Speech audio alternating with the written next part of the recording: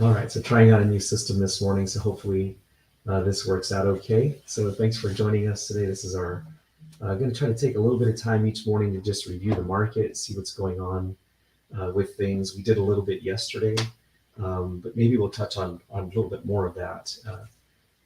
We reviewed what had gone on in the Monterey County area in terms of homes that had been sold in the last 7 days. And that was really telling because it shows us that homes are being sold, unlike what you might hear on the news. So it's still a good time to get out there if you've been sitting on the fence to buy. The rates have taken a little bit of a dip. We're about 5.5% right now, which is a little surprise to some people. Some people still thought we were at 6.5. So we've had a little bit of a dip in rates. That's sending some buyers out into the market. So we are seeing some activity there, and people trying to take advantage of the fact that rates are still low at 5.5%, on the fear that they may be increasing in the next few months. So let's take a look at this is a new service I'm using. So I'm going to try to. I may not be able to share my screen. So let's just talk about stats for Monterey County. We're going to do a couple of counties today. If we did Monterey County, for example, the last 7 days of sales, there were 36 sales. And of those sales, we had an average days on market of 44 days. And I'm pulling this from our MLSlistings.com data. So this is actual data live that reports that have been turned in for sold homes, 36 homes in the last week for Monterey County. So that pushed us at about average days on market of 44. Now, this is key because average days on market for a while there was a lot lower, and it's crept up week by week. As I've been watching it, we've seen it rise. And as of the last week, anything that closed in the last week took about 45 days to sell. So some obviously sold a lot quicker, some slower. So what this tells a potential seller is that you want to price your home really at market. Don't be doing the 5 or 10% that sellers were doing just a few months ago. So that's changed, obviously. So we want to get your price range in something that's very close to last closings, maybe. Look at your neighborhood, analyze that, and take a look at what things are really have closed for in your area. So I'm sure if we drill down into these 44 or these 36 homes that sold that were averaged at 44 days, we could maybe get a view of where the hot areas were. So let's go ahead and do that. So if I was to sort this by city and maybe take a look at, let's see here.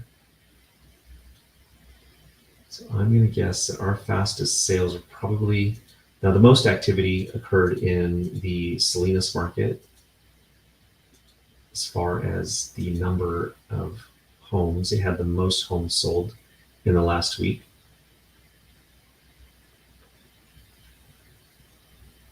Those 36, 3, 6, 7 of them were in Salinas. 6 were in Carmel, so not too far behind. So that's where the average pushes up, right? Because Carmel, they had. So maybe we'll look at both Salinas and Carmel. Those were the two highest areas. So if we look at just Salinas, of those 7 homes that sold in Salinas, we had about an average days on market of 11 days on market in Salinas for those sales that happened in the last week. So that's pretty telling. Average days on a market at 11. The sale price, average close price, was $671,000.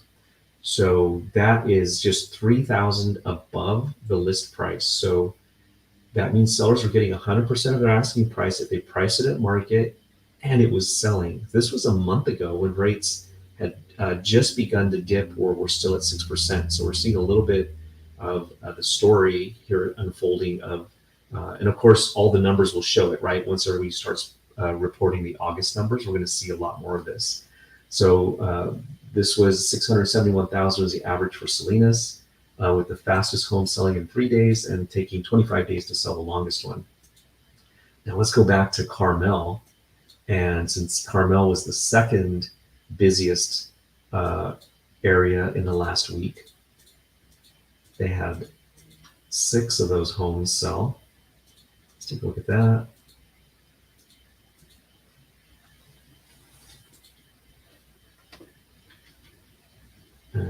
see here. So check it out. So Carmel had, it was second only to Salinas in volume and activity. And those 6 homes that sold there, let's check out their numbers. So they had 100 days on market was the average. The average list price of those was $3.6 million.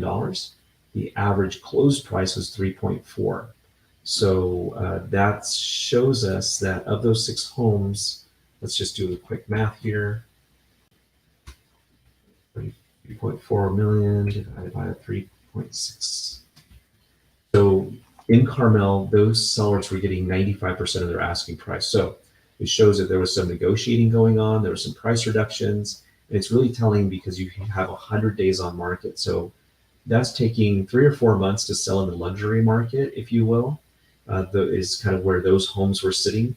The fastest homes sold in 7 days, and the longest those homes sold took on the market were 291 days. So that's just in Carmel of those 6 homes that sold. So it's kind of a very micro line view of Carmel, but in the last week. But it does tell a little bit of a story. So it's telling us, in the luxury market, if you try to price a little higher, you will sit a little longer. So be prepared for a long wait. Some of those took 291 days to sell, almost a year. So you can see that if you price your home accordingly, it will sell quickly. However, if you're trying to get luxury market acts a lot differently, obviously. So we can see a nice trend there in that information. So that's Monterey County in the last week. Kind of gives you a really good idea of what's going on there. We'll have some more reports in Monterey County. It'll be interesting to see our August numbers, because again, in July for Monterey County, we'll just go over those. We don't have the actual August ones yet, but we do have in July, the closed sales was 175 in Monterey County. The median price was 900,000. Average days on market was 14, or the median days. And the owners were getting 100% of asking price, so versus 101. So we've seen that creep down from 105, 4, 3, 2, 1, and now we're at 100%. So I'm guessing for the month of August, we may be pretty close to a 99 or 98% on that in terms of negotiating. So we're looking primarily at Monterey County because it does give a reflection of a lot of the Central Coast. San Luis Obispo County will be very similar to Monterey. They behave very, very similar in their volumes and their activities. Let's see if I can go and take a look at another one that's always very interesting is Santa Cruz County. Let's look at Santa Cruz. Last week, I just want to see. We didn't touch on them yesterday, so wouldn't want to leave Santa Cruz out. So Santa Cruz had 41 homes sell in the last week, and their numbers, take a look at that, again, are really telling. We have 28 days on market. So for Santa Cruz County, for those 41 homes that sold in the last week in Santa Cruz County, 28 days on average on the market. So moving kind of quick as well. And this is telling because Santa Cruz has a higher price point in some areas. So 1.6 million was the average close price on that. And of those, that's above what the list price was. So very telling there, showing that Santa Cruz is still very competitive. You might be seeing some multiple offers in that area versus some of the other counties in the area on the Central Coast. So very, very interesting to see that number for those closed sales in the last week. So hopefully that gives you some information. That's been some of the most common things I'm getting is how's the market? Is this a good time to buy? So obviously, I'd really appreciate it if you could make sure you like and subscribe if you're following me on YouTube or wherever you're at.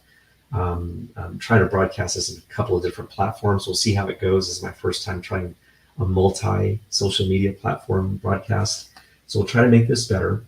So here's what I need. I need some help. I need you to message me either in the comments here, even after the broadcast, if you could just tell me what you'd like to hear or what areas you'd like me to focus on, we can do deep dives into each area. We could talk about the markets and how they're doing. Obviously, by tomorrow, I spent a little bit more time today getting the setups done for this recording, but we'll be a little more prepared with maybe some information about the markets. Well, obviously, it'll be September 2nd, so we'll have a lot more information on the final August numbers as everyone posts their final sales. There's always a rush at the end of the month to get those final closings done. So let's go ahead and close up this for today. We'll go ahead and look forward to your questions, your comments, any feedback you can give me would be appreciated. Be sure to like and subscribe. There's a little bell button you can get to get alerts for when I'm coming on live. I'm going to try shooting for 7 o'clock every morning. So got a little delay today with some technology, but just look for me early mornings, right about 7, between 7 and 7:30. But we'll try to make it consistent at about 7 o'clock to be right on the dot for that in case people are on schedules. So anyway, thanks for listening. And if you have any questions, feel free to reach out to me. Look forward to hearing from you. Take care.